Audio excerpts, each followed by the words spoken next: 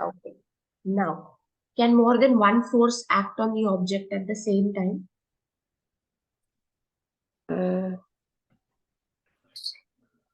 Now, for example,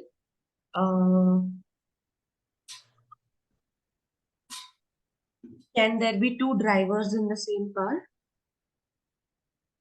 No. No. Now, if you're playing, do you know what is tug of war? What? Tug of war? No. Okay, I'll tell you. Now, there's a single rope. Okay. Oh, tug of war.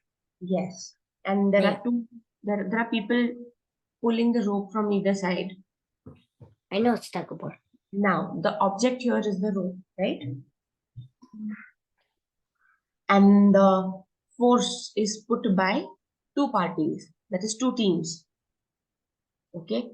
So now that force, there are two forces acting on the same object. What is the object? The rope is the object, right? Okay. And the forces are the two teams that are trying to pull the rope. So can two forces act on the same object at the same time? No. Yes. Yes, they do. Because you're trying to pull the object, right? Okay. Now, gravity is pulling you down to earth. The ground is supporting you and your legs, moving you forward as you run during your physical education class, PE. Now, do you know, have you seen the people in space? There's no gravity there, right? Yes. But there is gravity here. That is why you were able to stand straight on the earth. Yeah. Yes. Now, there are two legs. You can see the man who's running. He has two legs. So both of them, until and unless he puts force into both the legs, he cannot walk with one leg. It's not possible that his one leg is straight and only one leg is going ahead, right? He has to move both his legs. Then only there will be motion in his body, right? Only when he puts force to both the legs, he will be able to walk, right? Now, the total combination of the forces acting on an object is called net force. Okay, now your concepts are clear about force and motion? Yeah. Yes? Yeah. Are you getting stuck or you just said yeah? Yeah. Yeah. Okay. Now, there are two parties pulling in the tug of war? Yeah. Yes. So both the parties, the total force of both the teams that is there on the rope is called net force. What is it called? Net force. Yes. So whatever force, now if you're helping your mom or dad to lift something or to pick something and keep it somewhere else.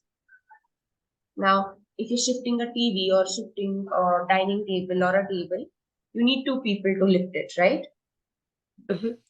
So both the people are putting their force on that object. So when both of them are putting that force on that object, it is called as net force. Okay. The total force that is there on the object is called net force. Got it? You might bang your head, don't do that. Okay. Now, what are balanced forces? Okay. So I'm so sorry for that. You can hear me, right? Okay. So there are two types of forces. Okay. Balanced force as well as unbalanced force. Okay. What are the two types of forces? Balanced force and unbalanced force. So, just one second. Yeah.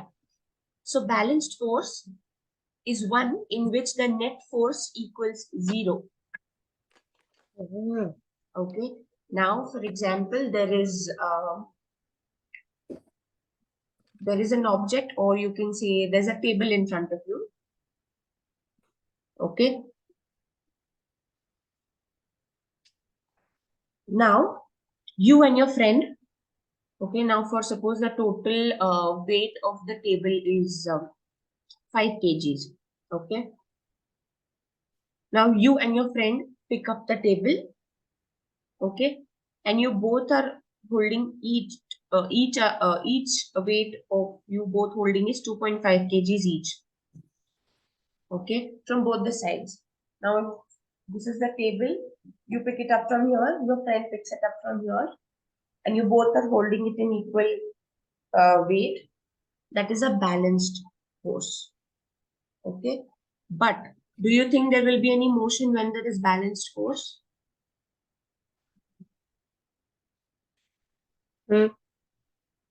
Now, Why? for example,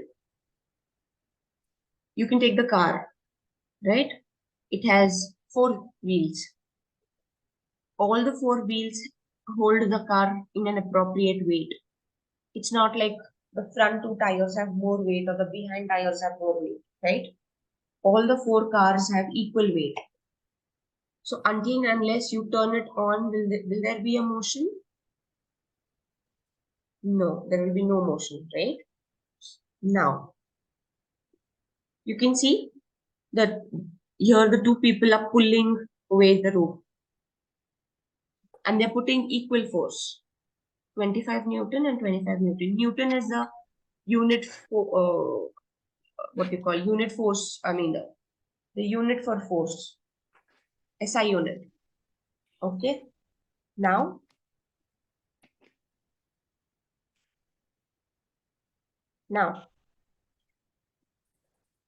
you can see the picture on the right side. There are 2 people standing on the beach. Okay. Now the weight that they have put on the ground is as equal as the ground has holding it up, right? So there is no motion. They're not moving. So it's a balanced force. Yep. Okay. Now, what are unbalanced force? Oof. Have you played? Have you ever played a seesaw? Yeah. Yeah. So that is an example of unbalanced force. Now, an unbalanced force is the one in which the net force is greater than 0. Now, when your 2 friends are playing seesaw, okay, you are here sitting, and your friend is sitting on the other end. Who do you think will go down first? Who has more weight, right? Yep. And then you go back down. So there is motion, right? Yep. So when the force is unbalanced, there is motion. No, you do not know which side it will go depending on the force that the people are applying or the force that you are applying when you're playing the seesaw. Okay. Now you can see in the picture, they're playing a tug of war where there are 3 people on one side and 2 people on one side. Right? So who do you think will win? The blue side. The blue side. Why? Because there are more people. That means more pulling power. Yes. But it's an unbalanced force. That's not fair, right? 3 people on one side and 2 people on one side. Yep. So that's an unbalanced force. Okay. Now,